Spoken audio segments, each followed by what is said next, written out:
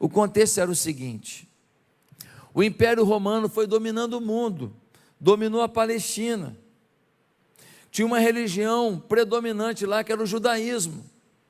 Eles não proibiram o judaísmo, surge o cristianismo.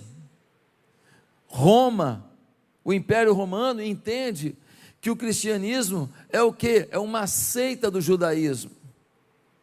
Por conta disso, para eles está tudo bem, o cristianismo pode continuar.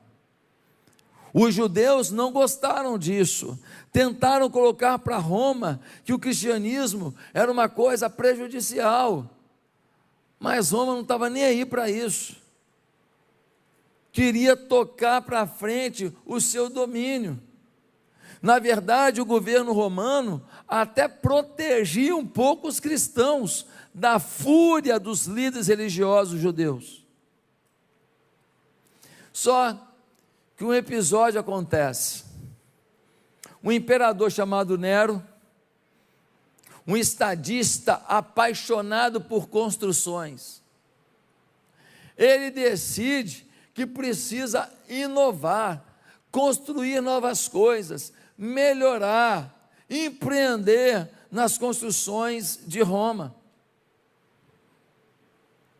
E muitos acreditam que por conta disso, ele provocou um incêndio em Roma. As casas eram basicamente de madeira, casas de 2, 3 andares de madeira, monumentos de madeira.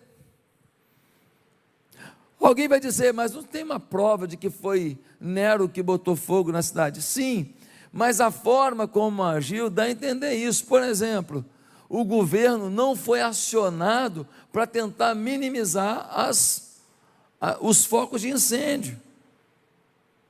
Por outro lado, aqueles que tentavam propagar o incêndio não eram paralisados pelas forças policiais. Conta-se que Nero estava deslumbrado em ver o incêndio da cidade diante dos seus olhos, e que pessoas próximas o teriam visto em êxtase, contemplando e se alegrando com aquilo.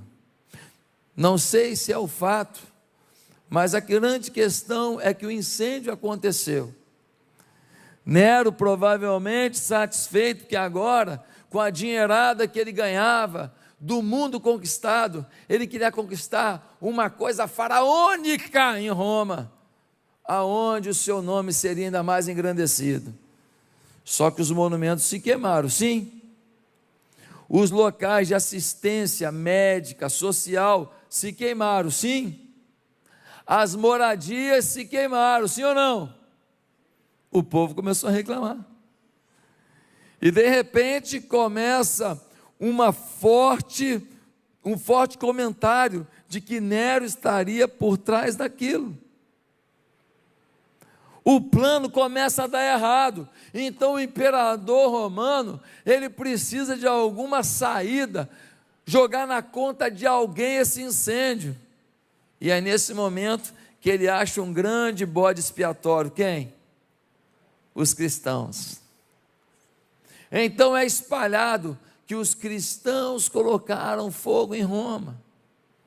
Começa a perseguição, porque se eu perdi minha casa, se eu perdi o meu ponto de assistência social, se eu perdi o monumento onde eu costumava ir, se eu perdi meu lugar de culto, se eu perdi tudo, e foram os cristãos, morte aos cristãos.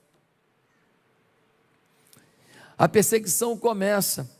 Nero pega cristãos vivos, lambuza de piche, prende em poste, em jardins de Roma, e taca fogo. Queimava irmãos nossos vivos, animais selvagens, suas peles eram arrancadas e amarradas aos cristãos. Os cachorros de caça ferozes eram soltos, devoravam os cristãos, arrancavam seus membros com os dentes.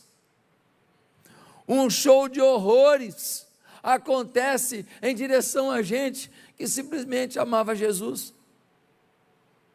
Eles têm que fugir. É a famosa diáspora. Eles têm que sair. Quem ficar vai morrer.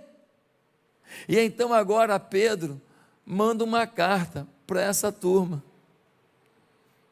Manda uma carta para essa gente que foi embora e não sabe nem se o parente que ficou está vivo. Manda essa carta para a gente que tinha sua casinha, seu vizinho amigo, sua vizinha amiga e agora está longe das pessoas que amava. Ele manda uma carta para essas pessoas que viram alguns dos seus parentes que amavam, mortos, perseguidos. Quando esses homens e mulheres foram e eles pregaram o Evangelho, e agora outras pessoas se converteram. A carta de Pedro chega também para eles, dizendo: ei, vocês que chegaram para o time, para a família da fé, saibam que eu tenho uma palavra para vocês sobre o sofrimento.